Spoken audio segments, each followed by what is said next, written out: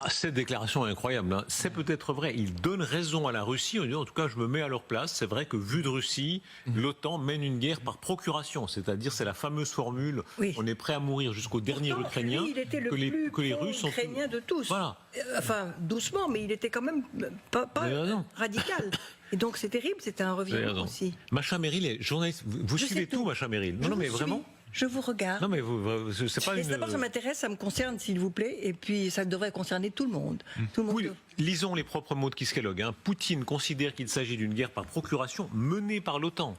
Quand même fou, la puissance principale de l'OTAN qui prend un peu ses distances en disant c'est l'OTAN se comporte peut-être pas si bien que ça avec la Russie. En ce moment, d'une certaine manière, c'est le cas.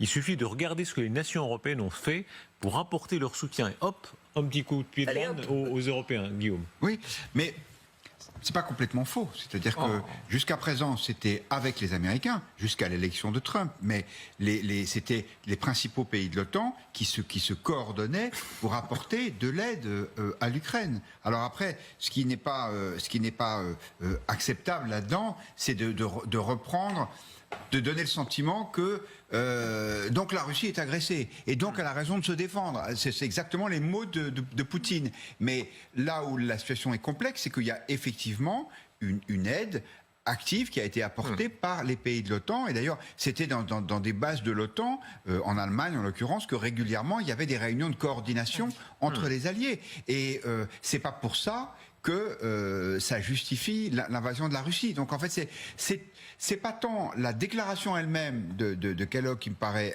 inquiétante que les conclusions qu'il semble en tirer et qui sont les mêmes que celles de Poutine. Gallagher, vous n'étiez pas tout à fait d'accord, on a vu ça. Non, Guillaume a mal commencé, il a très bien terminé. Ce que dit Keith Kellogg est parfaitement odieux. D'abord, et vous l'avez souligné, Guillaume, l'OTAN, c'est qui? C'est lui, c'est nous. Et ensuite, on mène pas une guerre par procuration. On aide un pays agressé à se défendre, à défendre son indépendance. La guerre par procuration, c'est partie de proxy war, c'est partie de ces termes un peu jargonneux qu'on a utilisés pour miner le champ de nos angoisses, la co-belligérance, escalatoire, la guerre nucléaire, etc. Un peu comme si les Français avaient utilisé les colonies américaines pour mener une guerre par procuration contre l'Empire britannique quand ils sont allés défendre, les soutenir l'indépendance des Américains. Mais on comprend bien, ce qui sous-tend ce discours de Keith Kellogg, c'est cette idée que il y a pas l'Ukraine pour faire la guerre. Et aussi qu'il n'y a pas 100% de tort ou de raison.